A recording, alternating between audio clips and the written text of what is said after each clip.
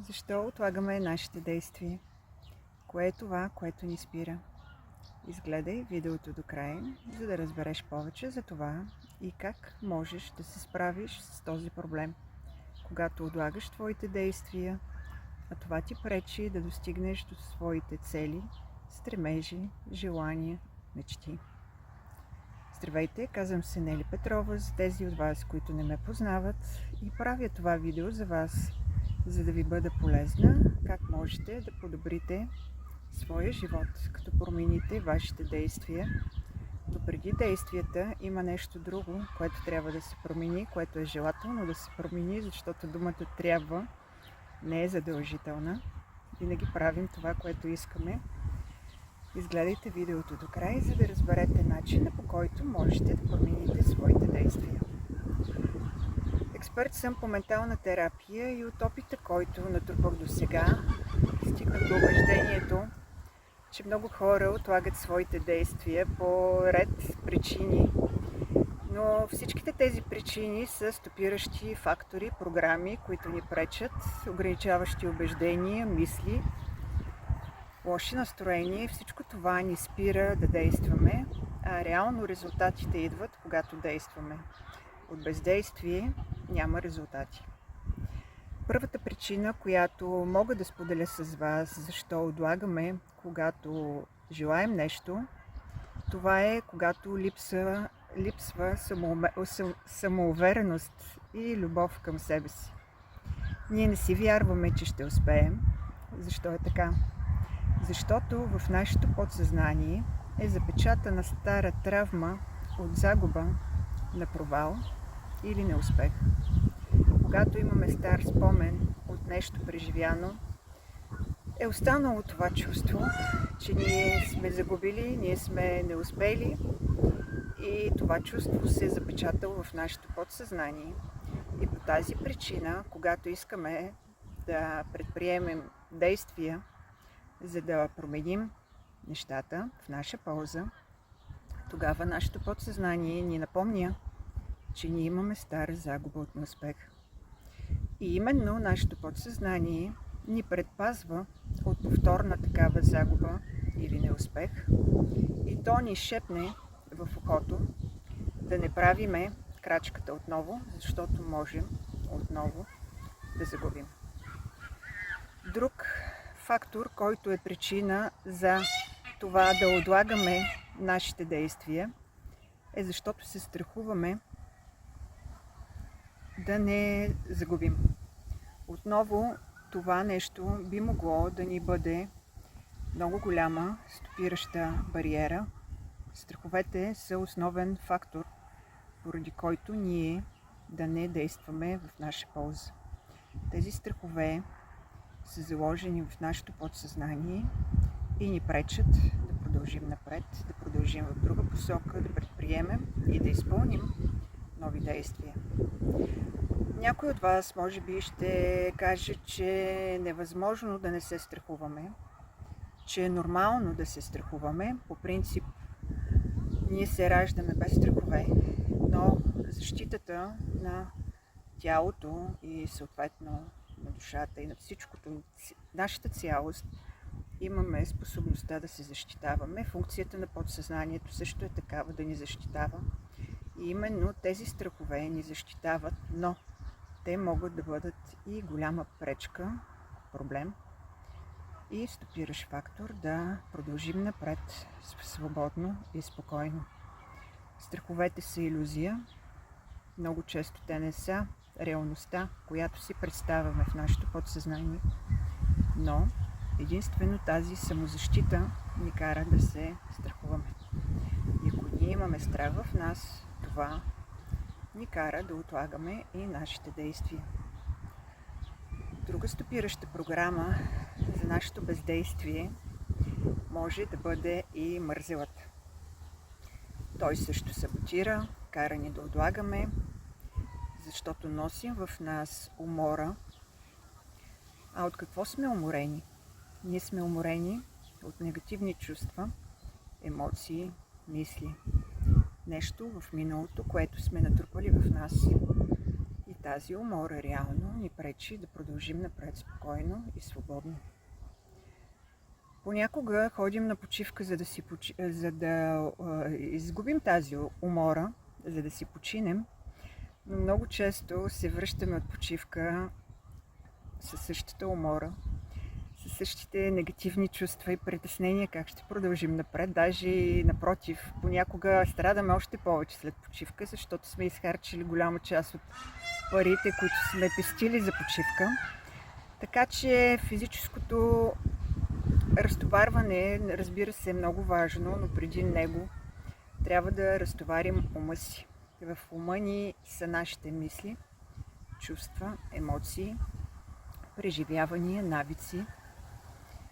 Всичко, което сме научили през живота си, а ние сме го научили от нещо, което сме изпитали. Нещо, което някой ни е научил, първоначално родителите, после учителите и така от нашето преживяно ние учим уроците си и трупаме нашите чувства и емоции. Също причина да отлагаме може да е липса на мотивация. Липсата на мотивация е нещо, което реално, за да не сме мотивирани, пак е някаква липса. Може да е вяра в себе си, може да е вяра, увереност, може да е недооценяването, може да е нещо, което не ни е достатъчно. Това е отново нещо, което ни липсва вътре като начин на мислене. Свикнали сме, когато нещо не знаем, да отидем на уроци, да го научим и смятаме, че всичко е наред, след като сме научили урок си на хартия, че можем да го правим. Но реално не е така. Действията са в резултат на чувствата и емоциите. Имам такова видео, с което съм споделила и сега накратко казвам, че преди действията ние имаме други стъпки, които са много важни, за да стигнем до правилните действия. Първо започваме с чувства, след чувствата са мислите, след това са навици, след тях са действия и по този начин, за да може да променим действията си, ние трябва да променим, е желателно да променим нашите чувства и емоции. Също друг фактор, поради който да отлагаме, това е стреса. Стресът е ежедневно с нас, но ако му позволим, ние можем и да не му позволим, но за да не му позволим, отново трябва да променим нашите чувства и емоции. Ако живеем под стрес, ние не си позволяваме да направим нещо различно от ежедневните си монотонни действия. Този стрес също е враг и пречка да правим правилните действия. Друга причина да бездействаме, когато се срамуваме, когато си мислим, че когато действаме, някой ще ни осъди, някой ще ни критикува, ще ни обвини, че не сме направили правилната стъпка. Тук този срам е зависимостта ни от околните. До каква степен ние сме зависими от окръжаващата ни среда. Ако ние позволиме да има такава зависимост, тогава винаги ще мислим първо за другите, преди да мислим за себе си. Ако мислим първо за другите, тогава няма да действаме спрямо нашите желания, стремежи и мечти, а ще действаме, за да угодим на другите. Замислете си дали това е правилната стъпка. Вие си знаете най-добре, но казвам, че е много важно да действаме спрямо това, което ние самите искаме вътре в нас. Също, ние с нашите мисли предизвикваме емоции и в резултат на това предизвикваме определени действия или бездействия. Това е борбата между съзнанието и подсъзнанието. На съзнателно ниво ние искаме да направим нещо тук и волята, надъхваме се за нещо, но времетраенето на волята е много кратко. Волята се намира в нашето съзнателно ниво, а съзнанието ни е само 5% от нашата памет. Основната информация, която съхраняваме и тази информация, която ни е необходима, за да взимаме решения и да действаме, там тя се намира в нашето подсъзнание. Затова Затова волята не ни е достатъчна, за да извършим нашите действия, защото волята на съзнателно ниво, тя е много краткотрайна, а действията ни са заложени в нашето подсъзнание. Именно нашите убеждения, мисли, чувства и емоции регулират това, ние дали ще действаме, в каква посока ще действаме или пък ще си търсим ред външни фактори, които да ни извиняват да не действаме. Друга причина, поради която да не бездействаме, е в резултат на много мисли, може да имаме много идеи и по тази причина да се разсейваме, да сме разконцентрирани, защото нашият ум е хаотичен и неспокоен. Мислите ни могат да бъдат в наша полза, но могат да бъдат и наш враг. Защото многото и хаотични мисли само ни изморяват, но не можем да ги концентрираме в една определена цел, да съберем енергията в едно ядро, в един център и да мислим само за него, за да може до такава степен да се надъхаме, че ще успеем в тази цел. И когато започнат хаотично, дори много често мислите са, едните са положителни, едните надъхват, другите съответно. Това е борбата между съзнание и подсъзнание. Съзнанието иска, подсъзнанието защитава. И винаги искаме и съответно имаме и причина, поради която да отлагаме това да се случи, да си намираме причини да не се случва. Затова в резултат на менталната терапия ние можем да изчистим нашият ум от хаотични, негативни мисли и чувства, за да можем да действаме в правилна посока за постигане на нашите цели. Това става също с помощта на водената медитация. Съответно, менталната терапия се провежда под формата на водена медитация. Друга причина, поради която да отлагаме, когато се тревожим. Тревожността също е една стопираща програма, която спира нашите действия. Обикновено, когато се тревожим, сме тревожни за това дали ще успеем, дали ще имаме нужните ни средства, дали ще имаме достатъчно време, дали ще имаме сили, дали ще постигнем всичко, което искаме за нашите най-близки хора, дали ще имаме нужните знания и умения, за да се справим с нашите задачи. Все мисли насочени в това дали сме достатъчни. Ако ни липсва нещо, то е защото го няма вътре в нас. И трябва да го набавим вътре в нас, а не да го търсим във външния свят. Много голяма грешка е това и виждам в хората предимно, че търсят проблемите във външния свят, в хората, които ги обкръжават, в държавата, в системата, в каквото и да било, но не са осъзнати достатъчно да разберат, че причините са вътре в тях. И дори да се осъзнаят, за да се осъзнаят, много е важно и дали до каква степен егото им пречи или им помага за това, защото егото също е една бариера, която може да бъде много голяма пречка. Друга причина е, за да отлагаме, защото не си вярваме и не се ценим достатъчно. Ако ние не се ценим достатъчно, разбира се, в нашето подсъзнание ще излиза съмнението, че няма да успеем, че сме неспособни, че нямаме достатъчно знания или средства. Все причини, които да ни отказват от действия. Също можем да отлагаме, когато не знаем какво искаме и живеем ден за ден.